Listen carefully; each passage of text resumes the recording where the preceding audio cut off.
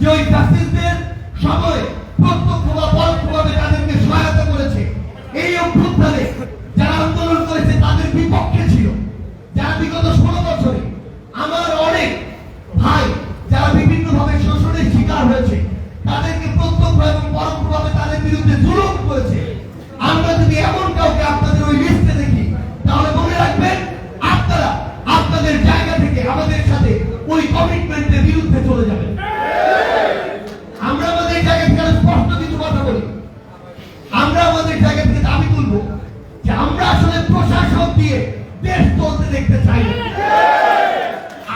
আমলাতন্ত্রের তাদের যতটুকু টেরিটরি তারা সেখানে কাজ করবে, জনপ্রতিনিধিরা জনগণের সাথে তাদের যতটুকু কর্মপরিধি সেখানে কাজ করবে। এই কম্বিনেশন যদি না থাকে তাহলে দিন শেষে যেভাবে রাষ্ট্রের ফাংশন করার কথা সেভাবে ফাংশন করা সম্ভব নয়।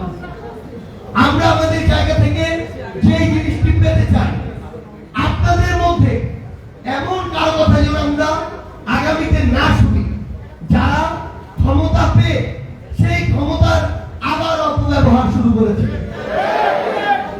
একটা জিনিস মনে রাখতে হবে, হাসনাত তার কথায় বিস্তারিত ভাবে এই কথাটি বলে গেছে, জনপ্রতিনিধিরা যেভাবে জনগণের সাথে সম্পর্কিত, তাদের দুঃখ কষ্ট যেভাবে বুঝে, তাদের দুর্দশা যেভাবে বুঝে, তাদের সাথে যেভাবে মিশে, এটা কোনো আমরা কেন যারা ওই বিভিন্ন অফিসে বসে থাকে যত বড় অফিসারই হোক না কেন তাদের পক্ষে বোঝা সম্ভব না। একইভাবে আমরা আমাদের জায়গা থেকে শুধু একটি কথাই বলি যে স্থানীয় সরকার এবং এই সম্পর্কিত যে মন্ত্রণালয় সেখানে আমাদের এই অভ্যুত্থানের অন্যতম একজন সহযোদ্ধা আসিফ মাহমুদ সজীব ভুইয়া সেখানে উপদেষ্টা হিসেবে দায়িত্ব পালন করছেন। আমরা মনে করি আসিফ তাহিদ সহ এই অভ্যুত্থানে যারা সামনের সারিতে থেকে এই অভ্যুত্থানের নেতৃত্ব দিয়েছেন তারা জনগণের দুঃখ দুর্দশা বুঝে বলে, জনগণের পালস বুঝে বলে এই অভ্যুত্থানে তাদের নেতৃত্ব জনগণ গ্রহণ করেছিল। এই অভ্যুত্থানে তাদেরকে সামনে রেখে, তাদের উপরে আস্থা রেখে জনগণ রাজপথে নেমেছে এবং খুনি হাসিনাকে দেশ ছাড়া করেছিল। সেই জায়গা থেকে আমরা চাই যারা জনগণের কাছে গ্রহণযোগ্যতার ভিত্তিতে, নিজের যোগ্যতা এবং দক্ষতার ভিত্তিতে এভাবে নির্বাচিত হয়ে এসেছে তাদেরকে ওই জায়গাগুলোতে যেন এই দায়িত্বটি দেওয়া হয়। আমরা আমাদের জায়গা থেকে কথা দিচ্ছি আমরা সর্বোচ্চ চেষ্টা করব এবং অন্যান্য যে জায়গাগুলো রয়েছে যেখানে ফ্যাসিস্টের দোসররা ছিল সেই জায়গায় যদি এরকম বিষয়টি হয় যে সেখানে আসলে কিভাবে প্রশাসক নিয়োগ দেওয়া হবে, অ্যাডহক কমিটি করা হবে নাকি অন্য কোনো মাধ্যমে দেওয়া হবে, এইরকম একটি দুটি ভিন্ন প্রক্রিয়া চলে আসে এখানে।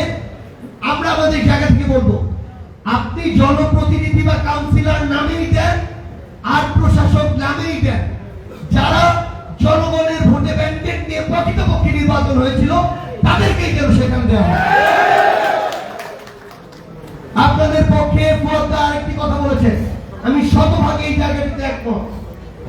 বাংলাদেশের ব্যক্তি মানুষ হিসেবে কোন প্রতিনিধি না, আমাদের অনেক সমস্যা রয়েছে। বড় বড় কথা বলি, সমস্যা হলে রাজনৈতিক দলকে ধুয়ে দেই, সরকারকে ধুয়ে দেই, বুদ্ধিজীবী শিক্ষক সবাইকে ধুয়ে দেই, নিজের জায়গা থেকে ঠিক হই না। আমরা বলি এই কাউন্সিলর কেন এই ব্যবসা করে টাকা দিচ্ছে, এই কাউন্সিলর এই জায়গায় টেন্ডার নিয়ে বিভিন্নভাবে চাঁদাবাজি করছে।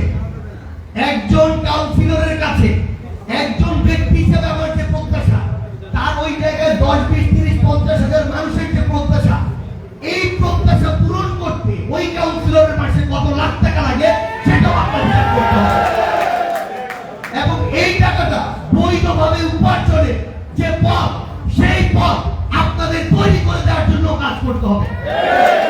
কেউ যদি অবৈধভাবে 1 টাকা উপার্জন করে আমরা তার বিপক্ষে দাঁড়াবো, কিন্তু আপনি বৈধভাবে উপার্জনের পথ যদি তাদেরকে না দেন এটাও আপনাদের জায়গা থেকে সংকীর্ণ মানসিকতার পরিচয়। সেই জায়গায় বাংলাদেশের শুধু কাউন্সিলর নয়, পুরো বাংলাদেশে একজন মেম্বার হোক, চেয়ারম্যান হোক, এমপি হোক, মন্ত্রী হোক, বাংলাদেশের বর্তমান পরিস্থিতি বিবেচনায়, অর্থনৈতিক কাঠামো বিবেচনায়, মানুষের খরচ বিবেচনায় নির্দিষ্ট একটি পদে একজন জনপ্রতিনিধি মাসিক যে একটি খরচ হয় তেমন একটি স্ট্যান্ডার্ড খরচ তাকে সম্মানী ভাতা হিসেবে অবশ্যই দেওয়া উচিত।